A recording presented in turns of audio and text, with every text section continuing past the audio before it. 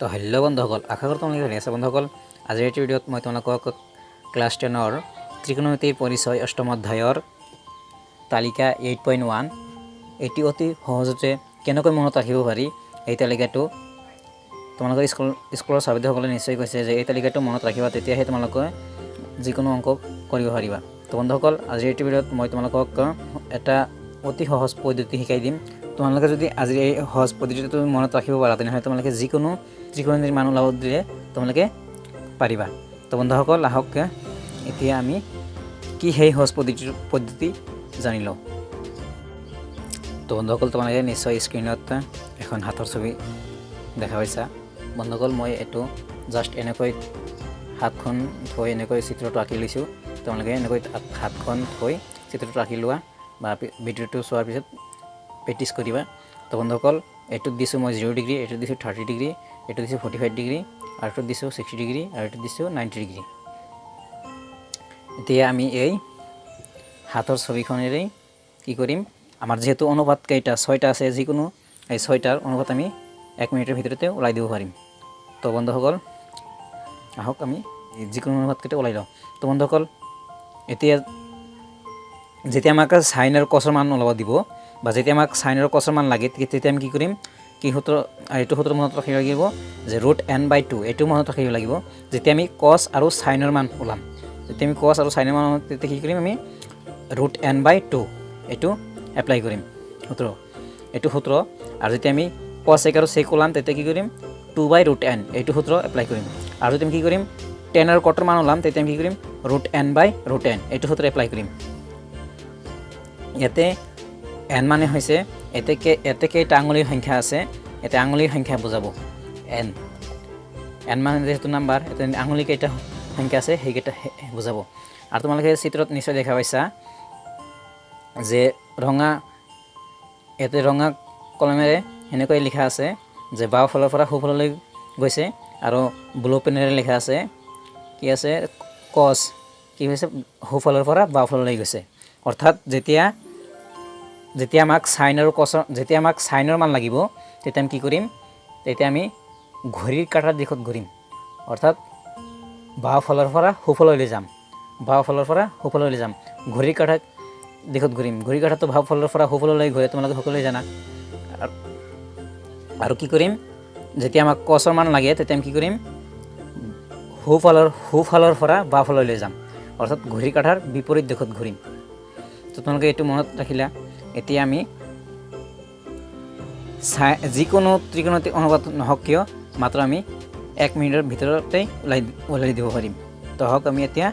প্ৰথমতে সাইন আৰু কচৰ কেইটা ওলাই লওঁ। বন্ধুসকল, মই আগতেই কৈছোঁ যে যেতিয়া সাইন আৰু কচৰ মান ওলাব, যেতিয়া আমাক লাগিব, তেতিয়া কি কৰিম, কি সূত্ৰ ব্যৱহাৰ কৰিম, √n/2 এইটো সূত্ৰ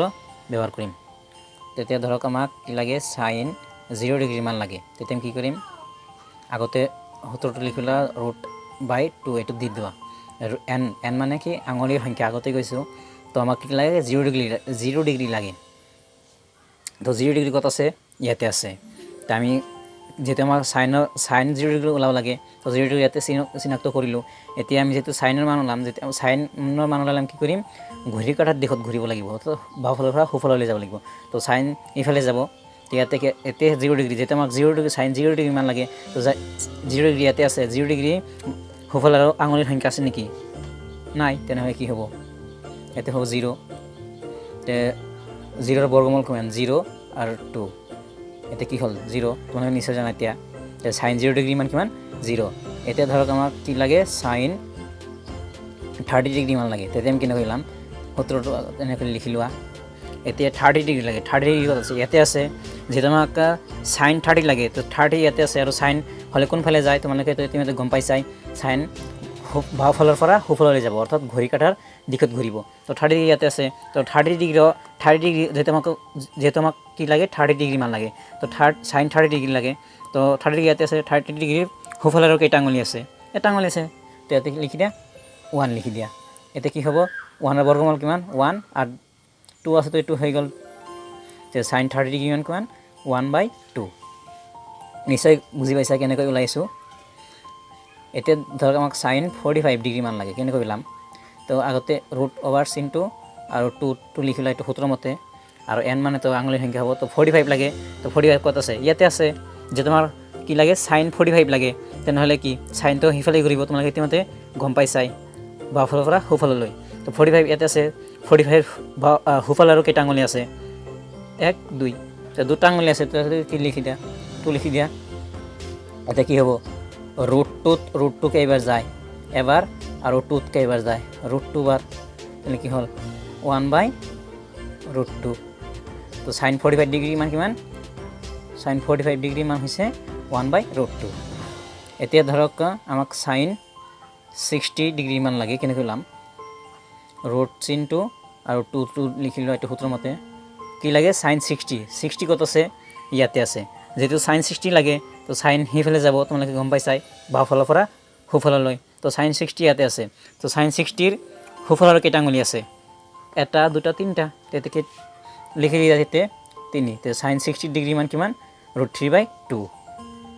এতিয়া ধৰক আমাক কি লাগে সাইন 90 ডিগ্ৰী মান লাগে কেনেকৈ লাম সেই একেই প্ৰসেস তোমালোকে লিখি দিয়া √2 এইটো সূত্ৰৰ মতে লিখিলোঁ আৰু এন এতিয়া যেটা আমাক 90 ডিগ্ৰী লাগে 90 কত আছে ইয়াতে আছে তো যেটা আমাক সাইন 90 লাগে তো কোনফালে যাব এইটো বাওঁফালৰ পৰা সোঁফাললৈ যাব তো 90 ডিগ্ৰী সোঁফালে কেইটা আঙুলি আছে হিচাপ কৰা 4টা আছে তো 4 লিখি দিয়া 4 বৰ্গমূল কিমান 2 আৰু 2 তো আছে তো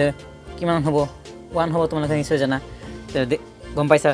নিশ্চয় গম পালা এতিয়া আমি সাইন যিকোনো সাইন 0 ডিগ্ৰী হওক বা সাইন 60 হওক সাইন 45 হওক 1 মিনিটৰ ভিতৰতে ওলাই ল'ব পাৰিম তোমালোকে নিশ্চয় এতিয়া বুজি পাইছা মাত্ৰ আমাক মনত ৰাখিব লাগিব কি যেতিয়া আমাক সাইন আৰু কছৰ মান ওলাব দিব তেতিয়া আমি কি সূত্ৰ ব্যৱহাৰ কৰিম √n/2 এইটো সূত্ৰ আমাক ব্যৱহাৰ কৰিব লাগিব আৰু যেতিয়া cosec আৰু sec ওলাব দিব তেতিয়া 2/√n আৰু যেতিয়া tan আৰু cot মান লাগে আমাক তেতিয়া আমি কি কৰিম √n/√n এইটো সূত্ৰ ব্যৱহাৰ কৰিম আৰু মনত ৰাখিব লাগিব যেতিয়া আমাক সাইনৰ মান লাগিব তেতিয়া আমি কি কৰিম ঘড়ী কাটাৰ দিশত ঘূৰিম অৰ্থাৎ বাওঁফালৰ পৰা সোঁফাললৈ যাম আৰু যেতিয়া আমাৰ কছৰ মান লাগিব তেতিয়া আমি কি কৰিম সোঁফালৰ পৰা বাওঁফাললৈ যাম অৰ্থাৎ ঘড়ী কাটাৰ বিপৰীত দিশত ঘূৰিম আৰু তোমালোকে বাহাতটো এনেকৈ থৈ মানটো আঁকি চিত্ৰটো আঁকি লৈ তেতিয়া লিখি দিবা এইটো 0 ডিগ্ৰী দিবা এইটো 30 এইটো 45 আৰু 60 এইটো 90 এনেকৈ দি ল'বা দি এতিয়া তোমালোকে নিশ্চয় 1 মিনিটৰ ভিতৰতে কেনেকৈ ওলাব পাৰি তোমালোকে নিশ্চয় গম পালা এতিয়া ঠিক প্ৰসেস হেনেকৈ এতিয়া কছৰ ওলাব হ'ব তো কছৰ কেনেকৈ ওলাম তো এইটো সূত্ৰৰ মতে যাব তো বন্ধুসকল মই সময় ৰাহি কৰাৰ কাৰণে এইকেইটা লিখি লৈছোঁ তো অনেক নিশ্চয় বুজি পাইছা তো বন্ধুসকল এতিয়া ধৰক আমি cos 0 ডিগ্ৰী মান ওলাম কেনেকৈ আমি ওলাম তো √/2 এইটো সূত্ৰৰ মতেই আগতে কৈছোঁ যেতিয়া আমাক সাইন আৰু কছৰ মান ওলাব দিব বা সাইন আৰু কছৰ মান লাগে আমাক তেতিয়া আমি কেনেকৈ ওলাম √n/2 এইটো সূত্ৰ ব্যৱহাৰ কৰিম তো সাইনৰ মান এইটো সূত্ৰ ব্যৱহাৰ কৰি ওলালোঁ এতিয়া আমি কছৰ মানকেইটা ওলাম তো সূত্ৰ এইকেইটা লিখি দিছোঁ তো সাইন cos 0 ডিগ্ৰী লাগে তো 0 ডিগ্ৰী কত আছে ইয়াতে আছে তো মই কি কৈছিলোঁ যদি সাইনৰ মান লাগে তেতিয়া আমি কি কৰিম ঘড়ী কাটাৰ দিশত ঘূৰিম অৰ্থাৎ বাওঁফালৰ পৰা সোঁফাললৈ যেতিয়া আমি কছৰ মান ওলাম তেতিয়া আমি ঘড়ী কাটাৰ বিপৰীত দিশত ঘূৰিম অৰ্থাৎ সোঁফালৰ পৰা বাওঁফাললৈ তো যেহেতু 0 ডিগ্ৰী ইয়াতে আছে তো যেহেতু আমাকে কি আমি প্ৰথমতে কি কৰিলাম 0 ডিগ্ৰী মান ওলাম তো 0 ডিগ্ৰী ইয়াতে আছে তো 0 ডিগ্ৰীৰ বাওঁফালে কেইটা আঙুলি আছে 4টা তাতে 4 লিখি দিয়া 4 লিখিলোঁ তেতিয়া 4 বৰ্গমূল কিমান 2 আৰু 2 তো কিমান হ'ল 1 নিশ্চয় গম পালা এতিয়া আমাক কি লাগে তে cos 0 ডিগ্ৰী কিমান হ'ল 1 এতিয়া আমি cos 30 ডিগ্ৰী মান কেনেকৈ চাই লওঁ তে সেই একেই ফৰ্মুলা মাত্ৰ 30 ডিগ্ৰী কোনটো মান ওলাব দিছে সেইটো চিনাক্ত কৰিব লাগিব আৰু সাইনৰ মান দিলে কি কৰিম আমি ঘড়ী কাটাৰ দিশত ঘূৰিম তো বাওঁফালৰ পৰা সোঁফাললৈ আৰু কছৰ মান দিলে কি কৰিম ঘড়ী কাটাৰ বিপৰীত দিশত অৰ্থাৎ সোঁফালৰ পৰা বাওঁফাললৈ তো এতিয়া আমাক যেতিয়া আমি cos 0 ডিগ্ৰী ওলালোঁ এতিয়া আমি cos 30 ডিগ্ৰী ওলাওঁ cos 30 ডিগ্ৰী 30 কত আছে ইয়াতে আছে যেহেতু আমাক cos 30 ডিগ্ৰী ইমান লাগে তো cos কোনফালে ঘূৰে কোনফালে যায় ঘড়ী কাটাৰ বিপৰীত দিশত সোঁফালৰ পৰা বাওঁফাললৈ তো ইয়াতে 30 ডিগ্ৰী আছে তো 30 ডিগ্ৰী সিফালে কেইটা আঙুলি আছে এটা দুটা তিনিটা তে ইয়াত কিমান হ'ব 3 তে cos 30 ডিগ্ৰী মান কিমান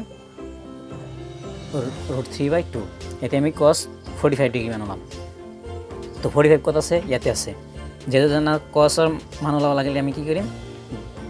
সোঁফালৰ পৰা বাওঁফালে যাম তো 45 ইয়াতে আছে তো 45ৰ সেইফালে বাওঁফালে কেইটা আঙুলি আছে দুটা তাতে 2 লিখি দিয়া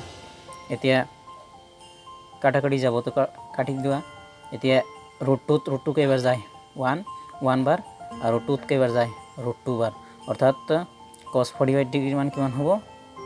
1/√2 এটা হ'ব cos 45 ডিগ্ৰী মান এতিয়া আমাক cos 60 ডিগ্ৰী মান লাগে কেনে কইলাম তো যেহেতু আমাক 60 ডিগ্ৰী মান লাগে তো 60 ইয়াতে আছে তো cos তো হিফালে যায় এতিমধ্যে তোমালোকে cos তো সোঁফালৰ পৰা বাওঁফালে লাগে ইতিমধ্যে তোমালোকে গম পাইছা তো 60 ডিগ্ৰী ওলাব লাগে তো 60 ডিগ্ৰী ইয়াতে আছে তো 60 ডিগ্ৰী বাওঁফালে কেইটা আঙুলি আছে এটা তো ইয়াতে কি লিখি দিয়া 1 লিখি দিয়া দিলো কি একৰ বৰ্গমূল কিমান 1 আৰু 2 আছে 2 তে cos 60 ডিগ্ৰী মান কিমান 1/2 এটা আমাক কি লাগে cos 90 ডিগ্ৰী মান লাগে কেনে কইলাম তো 90 যেটা আমাক cos 19 ডিগ্ৰী মান লাগে তো 90 ডিগ্ৰী কত আছে ইয়াতে আছে তে cos কোন ফালে ঘৰে তোমালোকে cos মান ওলাম কি কৰিম সোঁফালৰ পৰা বাওঁফালে যাম তোমালোকে কিন্তু গম পাইছাই তো 90 ডিগ্ৰী ইয়াতে আছে যেটা মান 90 ডিগ্ৰী লাগে তো 90 ডিগ্ৰী ইয়াতে আছে 90 ডিগ্ৰী কি আঙুলি আছে নেকি নাই তো কি হ'ব এতিয়া 0 তো 0 বর্গমূল 0 আর 2 কি হল 0 তো cos 90 ডিগ্ৰী মান কিমান 0 আমি কি কৰিম যেতিয়া আমাক কোনটো ডিগ্ৰী মান ওলাব দিছে কি হৰ মান লাগে দক sin 30 ডিগ্ৰী মান লাগে তো sin কলম কি কৰিম বাওঁফালৰ পৰা সোঁফাললৈ তো ঘড়ী কাটাৰ দিশত আৰু কিমান লাগে 30 ডিগ্ৰী লাগে তো 30 ডিগ্ৰী ইয়াতে আছে তো